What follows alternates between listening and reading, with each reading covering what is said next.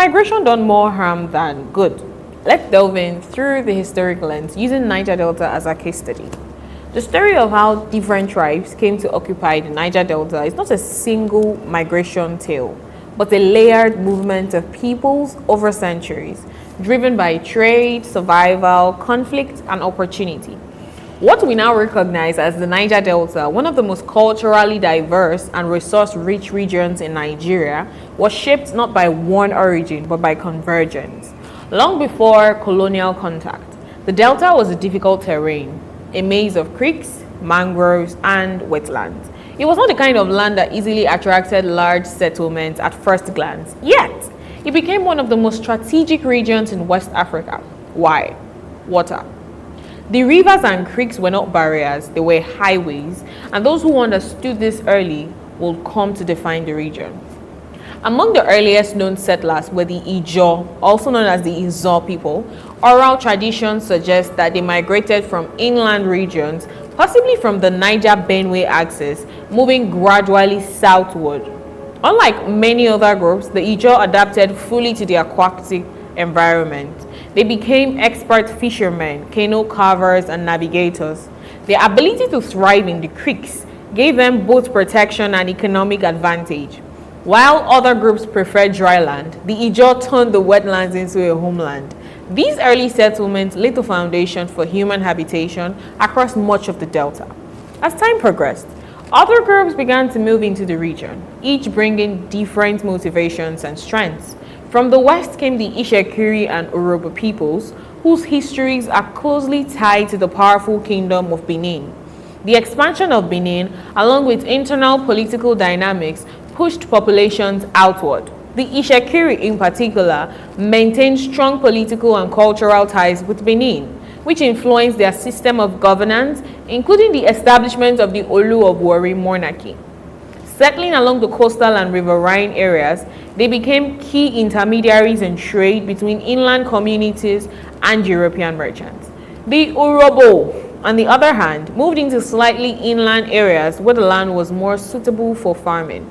Their migration reflects a different adaptation strategy, less dependent on water, more focused on agriculture. Over time, a subgroup known as the Isoko emerged, closely related in language and culture, but distinct in identity. This group contributed to the Delta's diversity, not just in ethnicity, but in economic specialization. From the eastern axis came groups like the Ogoni, Ibibio, and Efik, whose origins are linked to the Cross River and Cameroon regions.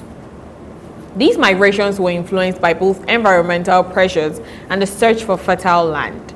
The Ogoni settled in areas that allowed for intensive farming, while the Efik, particularly in Calabar, rose to prominence as major players in regional and transatlantic trade. Their strategic positioning along the coast made them indispensable in commerce, especially during the era of European contact. By the 15th century, the Niger Delta had transformed into a vibrant network of settlements, each group occupying ecological reaches that suited their way of life. But it was the arrival of European traders that accelerated the region's growth dramatically.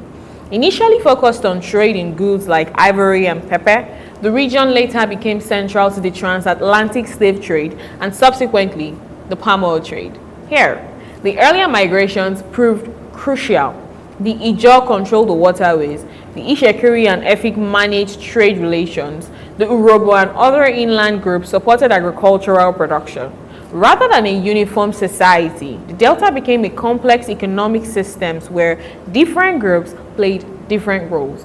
This specialization enhanced efficiency and expanded trade networks.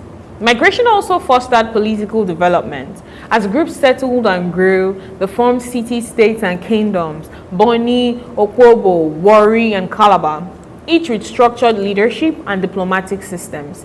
These were not isolated communities. They were interconnected through trade, alliances, and sometimes conflict. The diversity of origins meant that governance systems were influenced by multiple traditions, creating a dynamic political landscape. Culturally, the impact of migration is even more profound. The Niger Delta today is a mosaic of languages, traditions, and belief systems. This diversity is not accidental. It's the direct result of centuries of movement and interaction.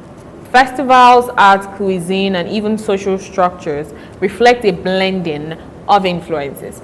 Migration did not erase identities, it layered them. Economically, the legacy of migration positioned the Niger Delta as one of the most important regions in Nigeria. Its early role in trade laid the groundwork for its later significance in the oil economy. The same waterways that facilitated canoe trade now support global commerce. The same strategic positioning that attracted early settlers continues to draw investment and attention. However, this history also explains some of the region's complexities today. Differences in origin and settlement patterns have sometimes led to disputes over land, resources, and identity. Yet, even these tensions are part of the broader story of coexistence and adaptation. In essence, the Niger Delta is not just a place, it is a meeting point, a region built by movement, shaped by diversity, and strengthened by the unique contribution of its people. The migrations that brought different tribes into the Delta did more than populate it. They transformed it into a hub of culture, trade, and resilience. Without those waves of migration, without the Ijaw mastering the waters, the Itsekiri bridging kingdom and commerce, the Urhobo cultivating the land, and the Efik commanding trade, the Niger Delta would not be what it is today.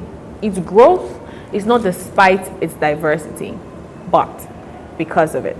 And that's it on this episode of Historical Facts on Diaspolitan Prime TV. Join us here for more updates on the history of the Niger Delta. I am Virtue of Ogoni on Diaspolitan Prime TV.